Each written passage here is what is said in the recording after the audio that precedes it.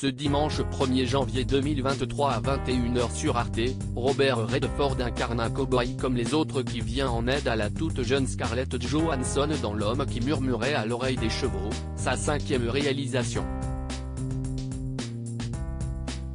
Mais son personnage n'est pas né dans la tête d'un scénariste, cet homme providentiel existe vraiment. On vous dit tout sur l'histoire vraie derrière le film. En 1992, Robert Redford signait Au milieu coule une rivière, film dramatique autour de deux frères.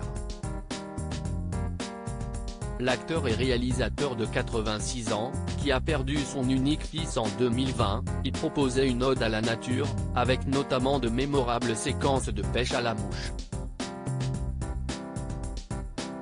6 années plus tard, le comédien à la riche carrière, qui ne devrait plus tourner de films désormais, était de retour dans la région du Montana aux États-Unis pour L'homme qui murmurait à l'oreille des chevaux, diffusé ce dimanche 1er janvier 2023 dès 21h sur Arte et disponible sur Arte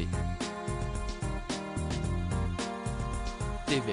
Dans ce film, il incarne Tom Bouquet, un thérapeute un peu particulier qui tente de guérir la jeune Grace McLean, Scarlett Johansson, la révélation du film désormais mère de 2 enfants.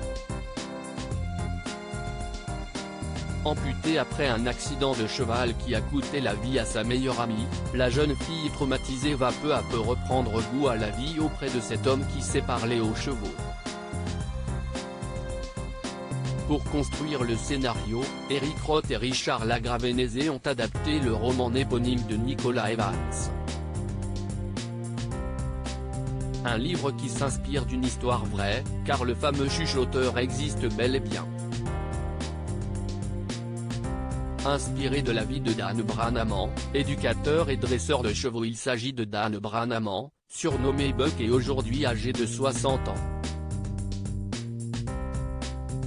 Son métier est d'éduquer et de dresser les chevaux, avec douceur, en utilisant leur manière de penser et en comprenant leur nature.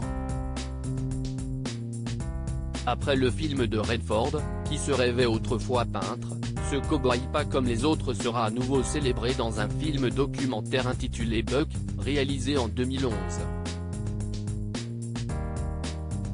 Natif du Wisconsin et élevé dans la Montana et l'Idaho, ce disciple de Ray Hunt, grand adepte de la relation homme-cheval naturel, raconte « Je fais de l'équitation depuis que j'ai 12 ans, et j'ai été mordu, botté, jeté par terre et piétiné.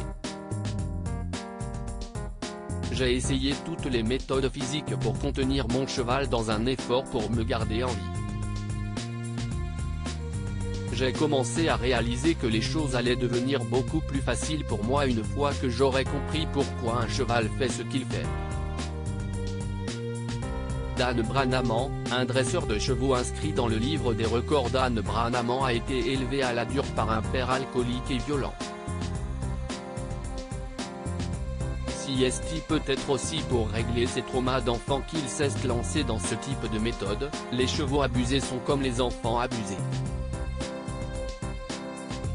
Il ne croit personne, à part le pire. Mais patience, leadership, compassion et fermeté peuvent les aider à aller au-delà de leur passé. Enfant, il devait s'entraîner au lancer de l'assaut, sous peine d'être fouetté par son père. Résultat, suffisamment habile, il se produit la télévision avec son frère, alors qu'il n'a que 6 ans. Pour ses exploits, il a 2 citations dans le livre des records mondiaux. Aujourd'hui, ce père de 3 filles s'occupe de chevaux difficiles, mais aussi de vaches, tout en étudiant la psychologie de leurs propriétaires. Dernièrement, Dan Branaman, qui a publié des livres sur son travail, a adapté ses méthodes aux soldats revenus traumatisés des conflits au Moyen-Orient. À lire aussi Robert Redford, les 5 films qui ont marqué sa carrière, vidéo,